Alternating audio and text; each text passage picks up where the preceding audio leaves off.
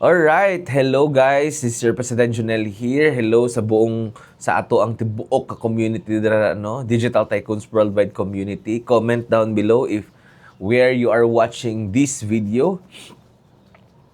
So this is another video na pod kay ako I believe manggod na if we want to become successful in our life, we need na makadungog ug unsay mga tips, unsay mga especially specific tips kay daghan man gud mga ginatawag nga mga success tips but for me importante ng curated, what I call curated, kanang bitawng naamang yung mga ginatawag ng mga general success tips like work hard. Yes, example katong gi-share last time. 'Di ba? Part of that is mga general, work hard, stay consistent. 'Di ba? Mga general nga ayaw lag quit nga which is okay, but kani ako i-share sa inyo dili mo gud mabasa sa libro since this is based on my personal experience before pa ko mahimog tag-iya and karon tag-iya na sa usa ka company which is mao ni Digital Tycoons Worldwide. So for me, importante nga makapaminaw ka mga ingani mo mga paminawon tungod kay if you only watch general success tips nga dili gyud as in dili siya ingon nga kanang bitawng og sa mao gid ni, di ba? Mao ni tips kay usually general success tips is magamit siya for everyone but it doesn't necessarily mean na para gid ni siya ana nga tip. So, kanya ko mga ihatag nga tips sa inyo about success is mao ni ginabuhat nako or even to mga parts sa community. That's why they are earning big. So, in this video, another na po na mga success tips. Walay scripts, but I have mga bullets nga gusto nako i-share sa inyo that contributes nga nung dagko kay mga gi-income ang katong mga parts sa community nga mao ni mga reason. Alright? So, before pa ko mahimong tag-iya ani nga company, share lang nako nga naparehasan ko ninyo part pug ko sa usa ka community. And usa sa mga napansin nako sa mga successful ani and even ako nga ginabuhat nako is what I called ownership mentality. Yan, ownership. So when I talk about ownership, daghan himay-himayon nako ni unsa ang klase nga mentality nga kinahanglan nimo when we talk about ownership kung gusto ka nga moasenso ani nga klase nga negosyo. Tama ba? Let's say for example, ownership mentality. One angle nga pwede nimo i-apply or i-implement ang ownership mentality is example sa results, di ba? Naiuban mo ng mga dili sila mo income, it's because every time nga magka-resulta or dili sila magka-resulta, they instead of owning it, they blame it to other people. Ang ako manggong coach or ang akong direct endorser wala magugihatagan og tao sa ilaw mo nang karon wala pa ko nikita. They always blame it. They always point finger to someone or somebody why they are failing. 'Di ba? Instead of owning it. So, katong uban nga mga nakita nako nga wala gid nikita ani, it's because instead of owning it, nganong wala sila nakita, they point finger to other people or to their coaches or to the company nga maot na mo nang wala ko nikita. Mo na ako naobserbahan nganong nag-fail tong uban. Pero kadaghanan nga nagkita sa ingani nga klase nga industry, especially here in DTW, instead of point fingering it to other people, 'di ba? Tudlo, 'di ba? Magtudlo ka, 'di ba? You point finger. Wala kay ba nga kaning tulo ka buok ga point sa imuha, 'di ba? Pagtudlo nimo, 'di ba kaning tulo ga point sa imuha? So, instead of point finger it to other people or your coaches or to the company or to the scenario, to the ang imong scenario galisod ka ingani, why not point it out to yourself? It's because the moment na imong i-point finger imong kaugalingon, mas dali man gud ka maka-adjust sabtan nimo. So, why I say that? It's because wala man kay control good sa imong endorser, sa imong coaches, sa company, di ba? Or sa senaryo nga gakahitabo sa imo, the only thing that you can control is how you will react when that happens. Are you with me? So, it's not about the situation nga gakahitabo, but it's about the reaction nga imong buhaton sa certain situation nga gakahitabo. Tama ba? So instead point finger it to other people, point finger it on yourself. Nasabtan nimo? Sample, wala pa ka nikita, di ba? Nya ang na mga daghan pod ganikita. Ang question, why is it that they are earning? Okay, it's because siguro gikat-unan nilang negosyo. It's because gibuhat nila to mga certain nga mga activities nga nung nagkaresulta sila. Siguro kugihan sila mag-endorse, kugihan sila mag-follow up, kugihan sila mo-attend ng mga trainings. Di ba? And show me someone or somebody nga ni-asenso in any career sa ilang kinabuhi or here in DTW nga sigig point finger. Di ba wa kay makita? It's because those people nga nang-income og dako, wala sila ga-blame og other people. They always blame themselves. Di ba? Nganong wala sila nang-income. Kay the moment kay nga na imong attitude, the moment you own whatever happens sa imong kinabuhi, mas dali ka nga mo asenso. It's because that's the only thing that you can control in your life, yourself.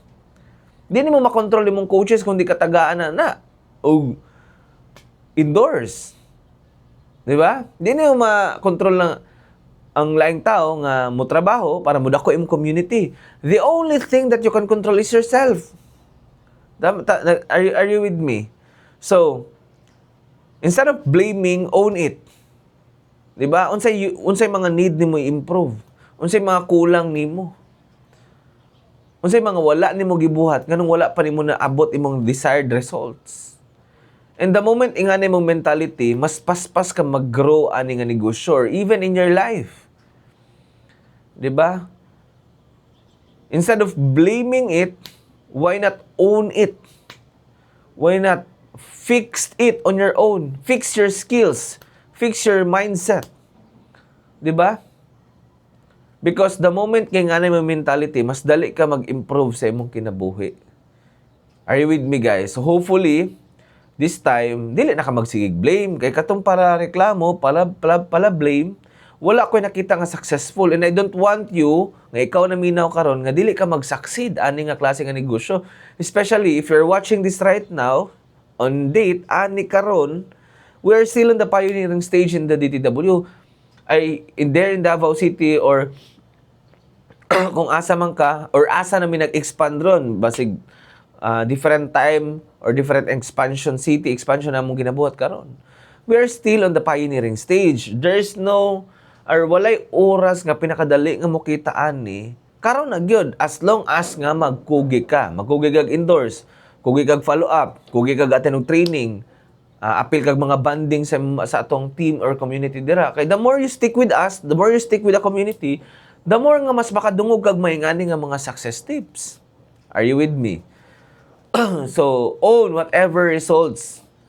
Muna kung ginaingon ba nga og mukita ka ani dili tungod sa imong coaches, dili tungod sa company. Yes, given nga naang sistema sa company na imong coaches. But at the end of the day, it's because of you. Tungod ka nag-take kag action. Tama ba? Nag-take kag action nga needed para mo asenso ka, nag-follow ka sa system. 'Di ba? But kung dili ka so pasabot, if kumikita ka dito, kasalanan mo 'yan. Pero kung hindi ka din kumikita dito, talagang kasalanan mo din 'yan. Kasi nga kay nga naman na may sistema ang company, na may sistema ang community. 'Di ba? Nga you need to follow it. So hopefully, you get my point on that ownership mindset angle. So before pa lang ko may mong tagiya, before pa lang ko nikita og dinagko, I adapt that mindset. That's why nga nidako ko karon, nga ni-income ko karon or mga ni-income ng mga nasa community. Ownership. Owning whatever happens in your life. Not blaming, but owning it. What can you improve? Unsay kulang nimo? unsay need nimo i-learn, unsay mga skill set or mindset nga need nimo i-ano. Basig mo nang wa pa ka nikita kay pangit kay kag attitude, mana blamer ka. Di ba kana palang daan? You need to correct that. The earlier you correct that attitude, di ba? The earlier you will succeed in life. The earlier you will improve your life. Okay, so another ownership angle. So we're done no sa ownership about owning whatever or owning whatever happens or results in your life. Another angle is ownership. Yes, dili ka owner sa company, but before pa lang ko nahimog tag-iya sa company, I treat this company as my own company. When I talk about I treat this own, before pa lang ko nahimog owner sa company, same pa lang ko sa imo ha. Partner pa lang ko. When I talk about I own it, I protect the company. Sabtan?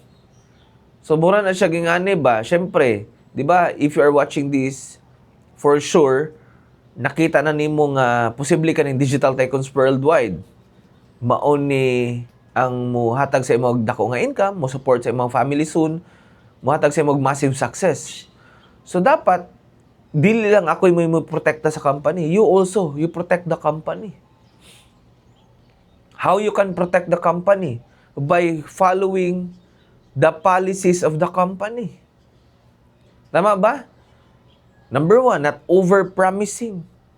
Diba? Ako, mauna akong ginaingon permanente. We do not need to over-promise so that the DTW will make or sound or look good. Tama ba? Na naman, sistema pa lang sa DTW daan, enough na for them to be convinced na may mong part sa community.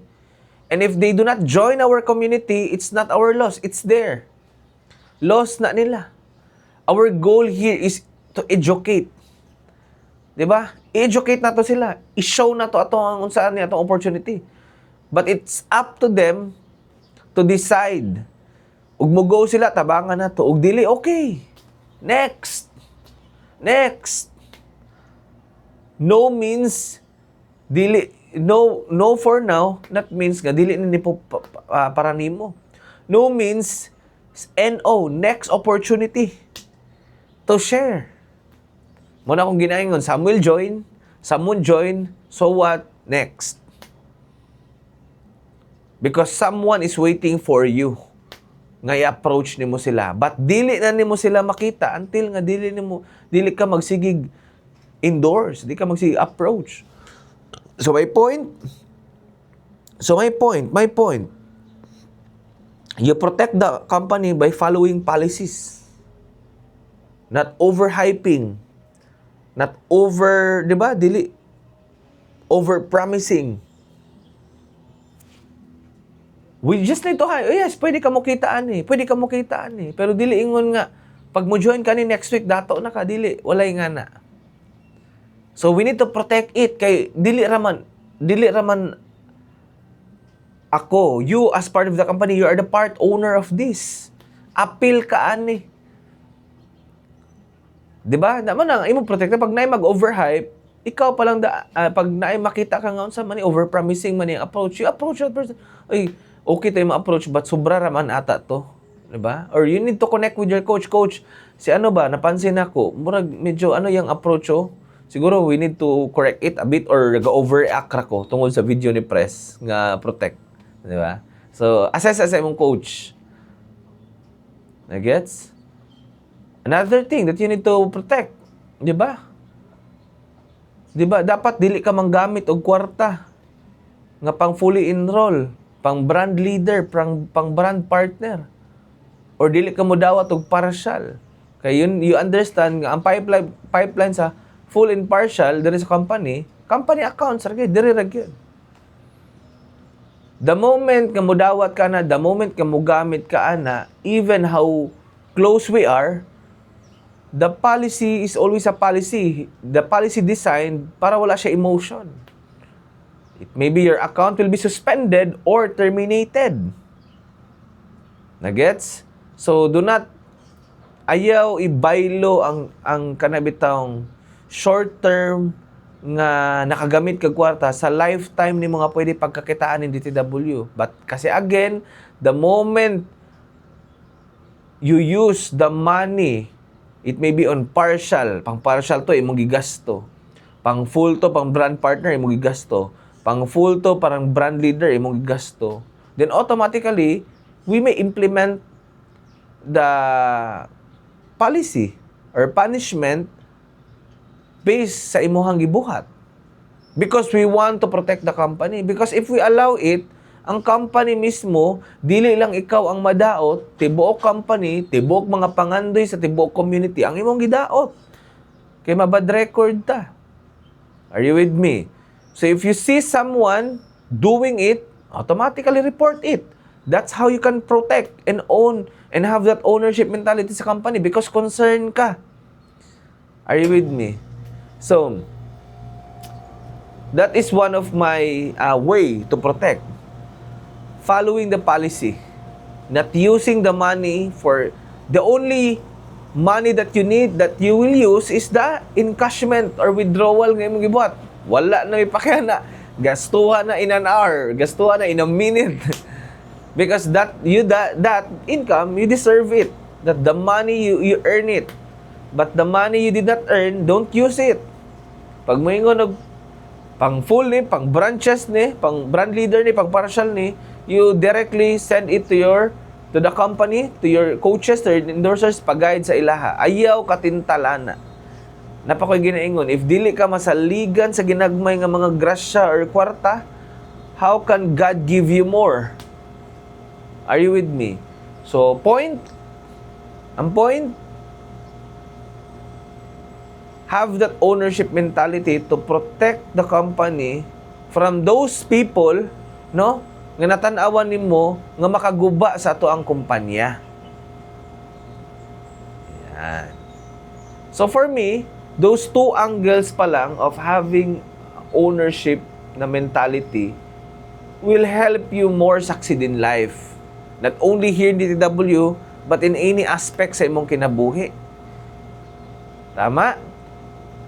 Because again, another thing in ownership, di ba, mauni ako ginaingon ba nga, this is our bread and butter, this opportunity will be our bread and butter in the future. Kay, ngano, mao gani naghatag-tag time, naghatag-tag effort, tungod kay dili lang ang ato nakita ni pang survive, kay kung pang survive pa lang, manarbaho na lang ka, di na lang ka magasula-sulaan ni, inig after sa imong work, di na lang ka mag-endorse, mag-Netflix na lang ka. Diba? But the fact that you are here spending our time, we need to protect. Hanap buhay nato ni. Tama ba? And gusto ba ka nga na imudaot nga tao, diba? Sa ato ang bread and butter, hanap buhay? Diba? Dili. So me, I have only limited or even our coaches, limited. But ikaw dira, being a leader, being an ownership mentality, pag makita nga gabuhat og something nga makadaot sa company, you need to report it to your coaches, to the management, to me. Tungod kay ang goal nimo, dili tungod kay magpasipsip, but ang goal nimo is you want to protect the company.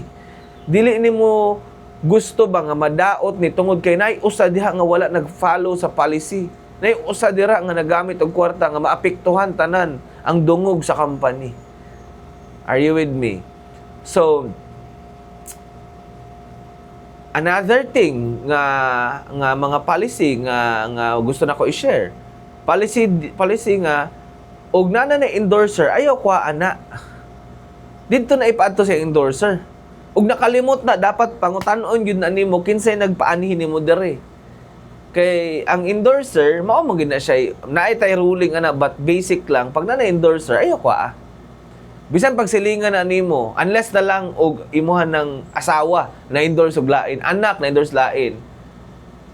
Pero bisan pag igagaw na nimo nya na endorse na sa laing endorser, wala na gid mga buhat ana.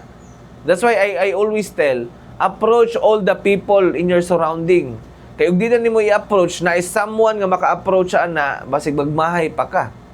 And again, part of that is the ruling. Whoever endorses that client, siya mo endorser.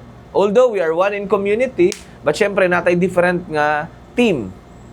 Are you with me? So again, approach all the people, silingan na nimo, igagaw na nimo, i-approach sila in advance para if ever nga ma-approach sila glain mo, ingon na sila, ay na-endorse naman ko sa igagaw ni, sa silingan ni, nga ni.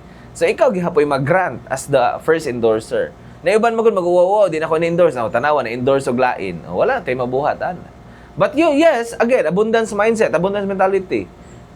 Daghan pa kay clients. You don't need nga mag-uol ka ana. That's a different topic na pod. But again, part of that is the policy.